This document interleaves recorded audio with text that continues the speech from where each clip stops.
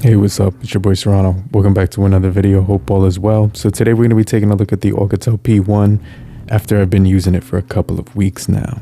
Now this is a very stylish global smartphone in the budget price point that you can use worldwide pretty much whenever you're traveling. Oukitel went with the Sony IMX616 32 megapixel camera on the front, and then they went with the Sony IMX766 50 megapixel on the rear.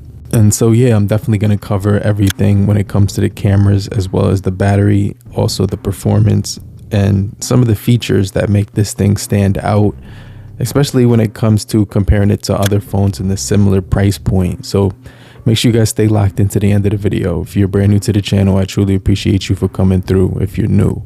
But if you're already a part of the crew, salute.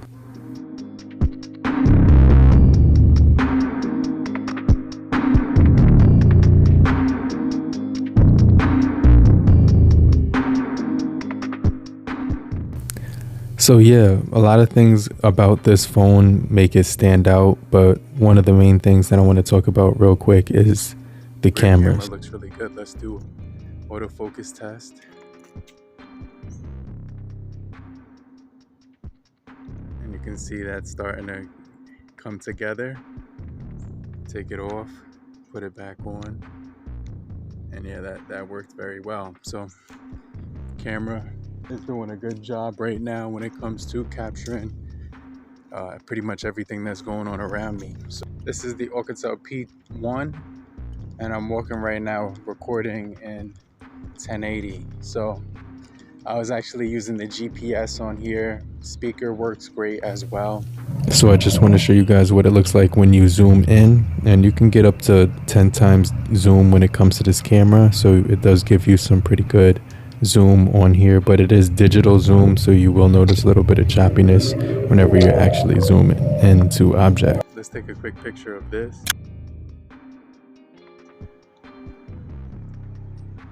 I can definitely say that the Oukitel P1 has some pretty good sensors with the 50 megapixel Sony IMX766. It has a field of view of 85 degrees, which is pretty good, and it's also going to give you some very accurate colors and detail. The sensor size is 1/1.56 inch, so yeah, it's got some really good clarity, details, and colors. It's also giving you some good modes on here, like beauty, night photos, for portrait photography, as well as AI and panoramic and pro mode on here. So it has some good field of view and some good depth and detail. Also some, very good color palette. When it's actually capturing the colors on here, they actually are depicted very realistic. You're getting Gorilla Glass 5 on the front for protection. On the back, you're getting a nice frosted material, which feels really good. A plastic frame, and then this device is going to give you that triple camera setup, which actually looks very gorgeous. It's going to capture your eye when it comes to looking at it, because people are going to think that it's something of value and very high price tag. But you get the in-display fingerprint sensor on this one, 500 nits peak brightness with the 120 hertz display refresh rate, and then you also get 394 pixels per inch with 1080 times 2412 when it comes to the screen resolution at 91% screen to body ratio. So this is going to be a beauty. And then another thing that surprised me is that it did get a software update, which is going to fix the bugs and also iron out anything when it comes to the software issues. You're going to get a 5150 milliamp per hour battery, which is going to charge at 18 watts power, and it's going to also allow you to reverse charge, and charging time is about 150 minutes on here. So yeah, it's going to be a very good performance when it comes to this battery. You should be able to get 10 hours of screen on time as well. So I definitely think this is going to be a pretty solid device when it comes to overall battery performance. So yeah, the phone feels and performs very quickly when it comes to multitasking, especially with the 8 gigabytes of RAM that comes on board here.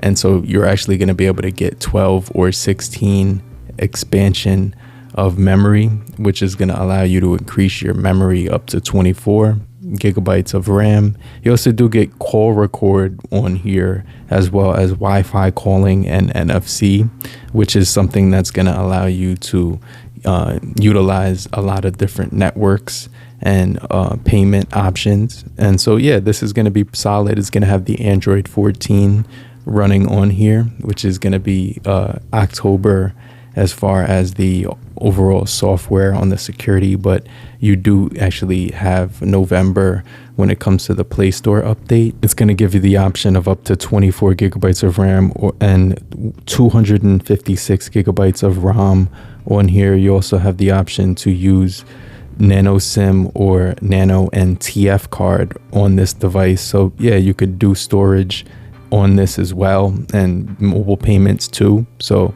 yeah, very good build quality, very good display with the AMOLED panel that it's going to offer you, and it's going to pack that island in here too.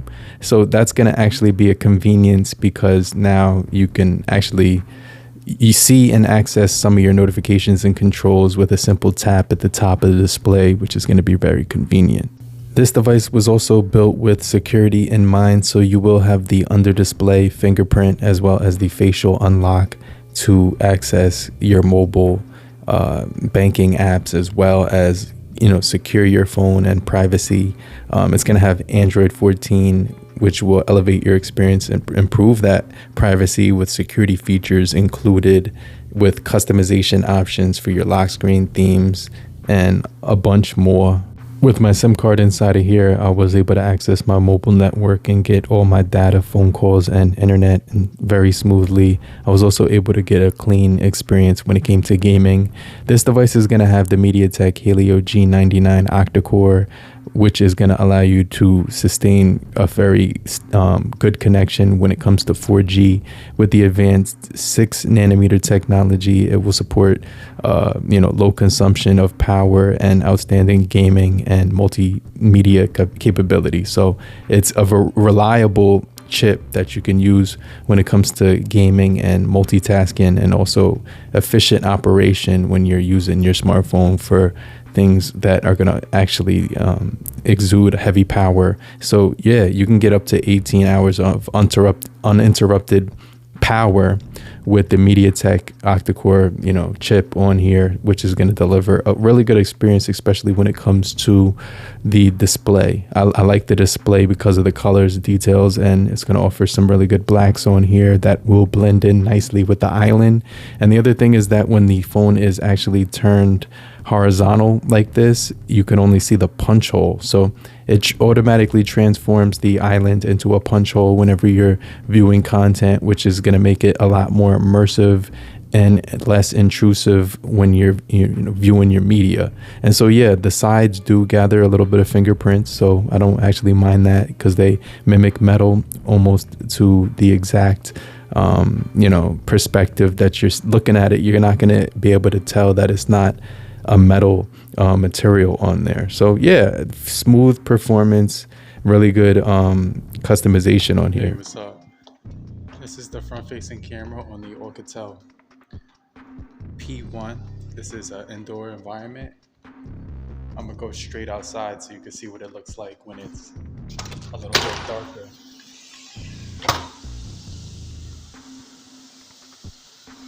So as you can see, it will try to adjust to the light, allowing you to kind of see my face, and the video doesn't look too distorted when you go outside and you record on the front facing camera. So it's still pretty usable, which is a good thing.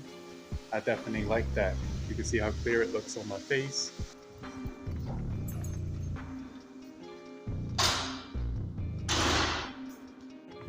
Hey, what's going on, guys? So this is the Oukitel P1, and I'm just walking right now, as you can see right here.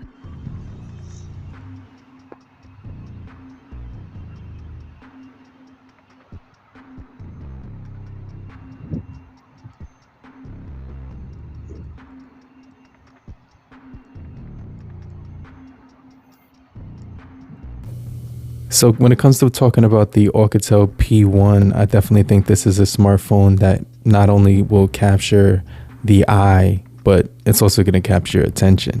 And when you first look at the smartphone, it's hard not to mistake it for something of higher value.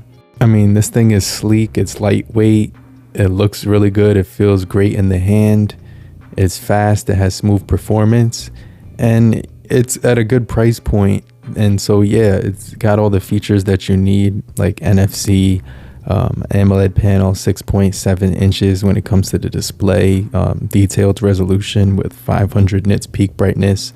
And so some of the features that the Oukitel P1 are missing is no wireless charging, no IP rating, no support for 4K on the front and rear for the cameras. And although it does get software updates, we're not sure if it's going to get OS updates. And the other thing is it won't have 5G.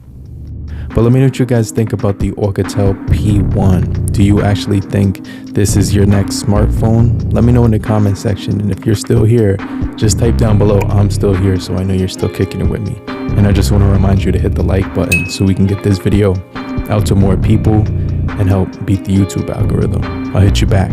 I'll check you guys later. Peace. Later, crew.